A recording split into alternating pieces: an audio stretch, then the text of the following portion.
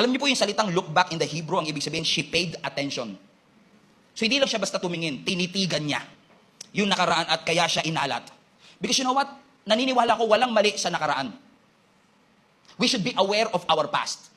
But we should not live in the past. Kasi magandang aware ka sa nakaraan kasi kung hindi ka aware sa nakaraan, hindi mo ma-appreciate yung kasalukuyan.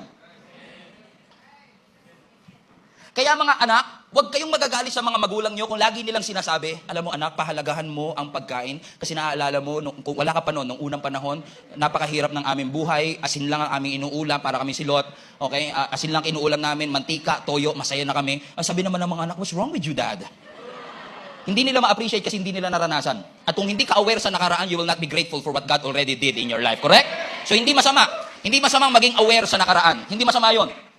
Kasi pag ikaw ay namuhay na sa nakaraan, ikaw ay nag-dwell na sa nakaraan, alam kong you made a mistake.